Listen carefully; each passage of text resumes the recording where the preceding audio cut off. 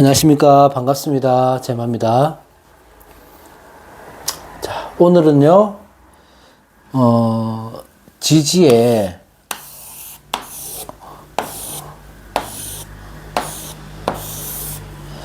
오하나 미토가 있을 때,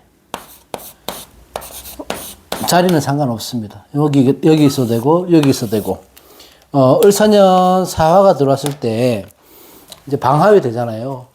사오미로 가니까. 합국이 된다, 방합에. 삼합도 했지만, 삼합은 사유축으로 가버리니까 금의 성질을 갖는 거고, 을사년의 사화가 오하나 미토를 만났을 때는 사오미 방합으로 간다. 그러니까 그때 작용이 어떻게 될 것인가에 대해서 간단히 말씀드릴까 합니다.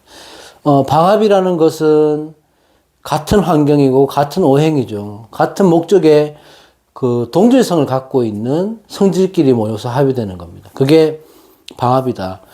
원래는 방합이 삼합보다는 기운이 약하다고는 하지만, 방합이 같은 목적을 두고 합국이 됐을 때 에너지를 방출할 때는 그 기운 동안 어마어마하다. 강하다는 거죠. 화국이 성립이 된다. 화국이라고 하는 것들은 뭉쳐서 화의 그 기운으로 바뀐다는 뜻이죠. 을사년에, 우리가 지금 을사년에 사화가 들어왔으니까 이 사화의 지지가 현실적으로 일어나는 일이잖아요. 그럼 사화가 내가 갖고 있는 지지와의 관계가 어떻게 되는가를 봐야 되죠. 다른 뭐 충이나 형이나 이런 것들은 다 했는데 사오미 방합을 안 했길래 제가 오늘 영상을 찍습니다. 자, 을사년 사화가 들어오면 오하나 미토가 있을 때 또는 한 글자가 있을 때 방합이 성립이 됩니다. 화토가 만나서 화기로 결집하는 거죠. 토 이런데 이 토도 미중에 정화가 있기 때문에 화의 화의 끝자락이 있잖아요. 그러니까 화로 보기도 합니다. 같은 선지끼리 모여서 합이 되는 거, 같은 방향을 바라보는 것이 방합이다. 가족합이라고도 하고 그렇습니다. 원래 사화는 사유축, 금의 생지가 되고, 오하는 인호술, 그러니까 그 화의 왕지가 되고, 미토는 해묘미, 묘고지, 그러니까 목이 묘고지로 되는 건데, 그런 것보다 이 사람들이, 이 글자들이 갖고 있는 특성이 뭐냐, 본기를 보면, 다 병화를 갖고 있다, 병정화를. 그래서 화의 기운을, 갖고 있는 같은 성질의 오행들끼리 뭉쳤다 보시면 되고, 다른 것 같지만 같은 오행들이다. 원래는 이 방합이 성립되려고 해서 화국이 강해지려면요, 월지를 포함해야 된다는 얘기가 있어요. 그러니까 월지에 오하나 미토가 있어야 된다는 이론도 있는데, 그렇지 않다 하더라도, 만약에 뭐 이렇게 있다 하더라도, 사화가 들어오면 화국이 방합으로 갈 수 있는 확률이 커진다. 이렇게 보시면 됩니다. 어쨌든, 현실적으로 일어나는 것들은 지지에서 일어나기 때문에 사화가 들어왔을 때 사오미 방합의 기운이 생겨나는 거죠. 그 오행의 관계하고 내 일간과의 관계를 잘 살펴봐야 됩니다. 만약에 이 화국이 돼서, 화국이 됐을 때 내 원국에 무엇이 약한 거를 봐야 되는 거예요. 방합이 됐을 때는. 내가 목이 약한 사주가 됐을 때는 이렇게 방합이 돼버리면 목분되는 거잖아. 목이 불이 타 없어지는 거예요. 상하는 거고. 금이 약하다고 하면 금은 쇠용되는 거. 노가 없어지는 거고요. 수는 수중되니까 말라서 증발이 되는 거고. 토가 약하다고 하면 토는 토초되어서 뭐 불에 걸린다. 또 말라서 조여진다. 이렇게 표현을 하죠. 그래서 화국이 방합이 됐을 때 내가 방합이 성립되면 다른 글자들 중에 내가 약한 글자가 무엇인가를 보고 거기에 대한 해석을 해야 되는데, 오늘 말씀드릴 것은 방합이 사오미 화국으로 완성이 됐을 때는 수의 기운을 눈여겨봐야 된다. 일단은 왜냐하면 수국화가 되고 화국수가 되기 때문이죠. 그러니까 서로 상반되는 극단의 기운끼리 만나기 때문에 그래요. 물론 목도 그렇고 금도 그렇고 토도 그렇고 영향성이 있는데, 그러니까 보편적으로 통용되는 것들은 화기 강해지면 수의 기운을 봐라. 그 제가 말씀드리는 거는 명리를 공부할 때 항상 중요한 거는 조화 균형이거든요. 그게 우선이 돼야 되는 겁니다.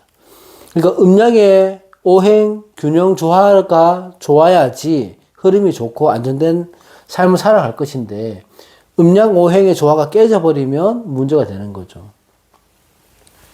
이 화는 양을 대표하는 거고 이 수는 음을 대표하는 거잖아요. 그죠? 그렇게 돼버리면 음을 대표하는 수, 양을 대표하는 화, 이게 조화를 이루어야 되는데 이렇게 화국이 강해지면 조화가 깨진다는 거예요. 이런 것들은 뭐예요? 만물이 생육하는 가장 중요한 조건이 되기 때문이죠. 화와 수의 이 균형이 맞아야지. 그러니까 이런 조화가 무너진다고 깨진다고 하는 것들은 한쪽으로 오행이 편중된다는 얘기인데 그렇게 돼버리면 우리가 봤을 때는 병이 드는 거고 뭐 사건가 나는 거고 어떤 내가 결실이나 목적을 이루어야 될 때 잘 되지 않고 많은 희생이 따르고 뭐 이렇게 되죠. 그러니까 균형이 무너지는 걸 가장 좋지 않게 생각한다. 원래 우리가 배울 때는 물이 불을 이기니까요. 수국화라 하잖아요. 근데 이게 수국화가 되는 게 아니고 화극수 된다는 것도 아셔야 되거든.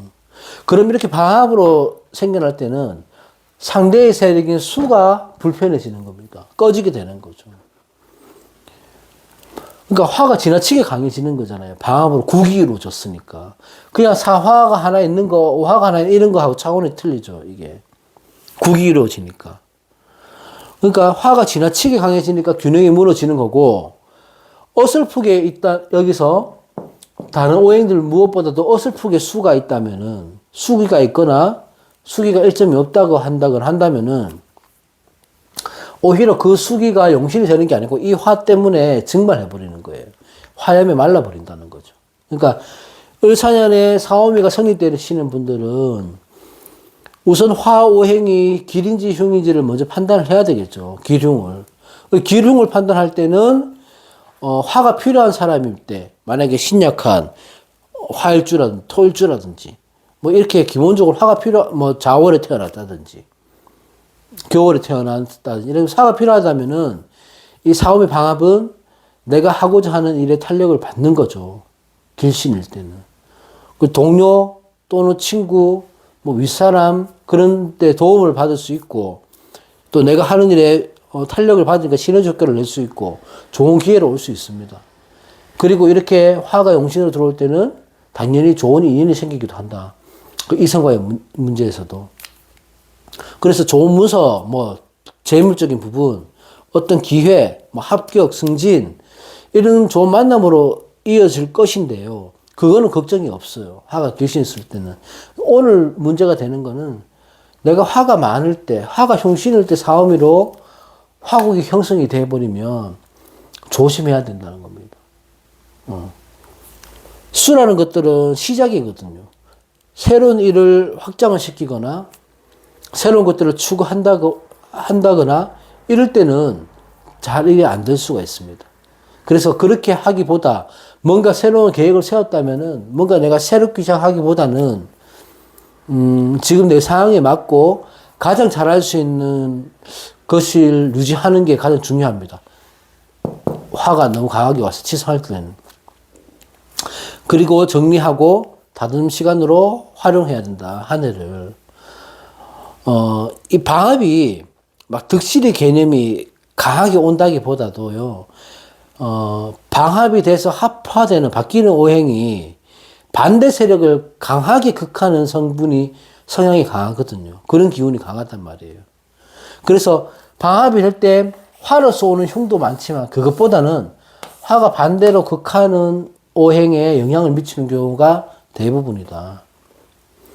그래서 원국에 따라 틀려지지만 기본적으로 화는 수를 극하려고 하는 성질이 있다. 그런 데 조심해야 되고 길이든 흉이든 간에 이 사업이 방합이 됐을 때는 다 같이 조심해야 되겠어요. 인간관계를 조심해야 되고 건강관리는 힘을 써야 됩니다. 내가 운이 아무리 좋다고 해도 건강이 갑자기 좋아지는 건 아니죠. 그만큼 노력을 해야 되는 거고. 그래서 사람들과의 많이 만나는 자리, 많이 모여야 되는 자리, 이런 자리에서는 그냥 단체나 모임 같은 데서 내부 갈등이나 뭐 진영 대립이나 이런 게 생길 수 있습니다. 수화의 갈등이기 때문에. 그런 거 조심해야 되고, 또 서로 모함하거나 반목하거나 이간질하거나 이런 일들이 생길 수 있다. 화기가 강해지면. 이게 길실 때는 괜찮겠지만은, 흉실 때는, 조금 더 강하게 작용이 될 수 있다. 이렇게 볼 수 있습니다. 자, 건강적으로는 금과 수가 약해지는 거잖아요. 화가 강해지니까. 그러니까 폐나 대장 관련, 뼈 관련, 이런 질환, 비뇨기, 신장 개통, 이런 데 문제가 될 수는 있어요. 그런 것들은, 그러니까 오잔육번은 전부 유기적으로 연결이 되어 있기 때문에 뭐가 나빠진다고 해서 다른 곳은 괜찮다는 의미가 아니고 다 서로 상호 관계가 있으니까 여러모로 조심을 해야 되고요.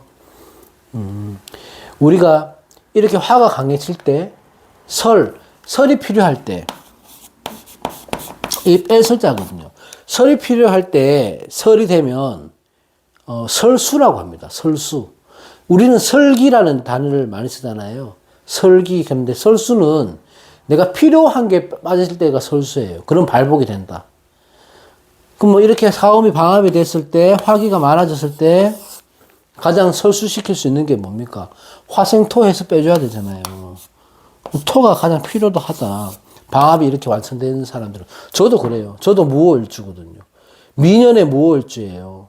저 같은 경우는 미년의 오일주니까 이렇게 사화가 들어오면 강해지는 거죠.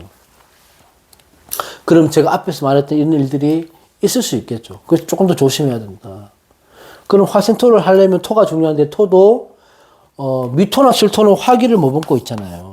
미토나 실토는 그냥 화로 보시면 돼요. 화로. 그래서 토의 역할을 하지 못한다. 화한테는. 그러면 뭐가 필요하나? 진토가 필요한 거예요. 진토가. 화치성룡이라고 하잖아요. 그러니까 토 중에서도 진토가 필요하다. 화기를 설수할 수 있는 거는. 그래서 화기가 완성될 때는 올해 좋다 나쁘다 이런 걸 떠나서 일상에서 진토를 우리가 개운으로 쓸 수 있는 방법들은 땅을 많이 밟는 거죠. 황토나 흙길을 걷는 겁니다. 그래서 그런 시간을 많이 가지고 화기가 강할 때는 빼줘야 된다.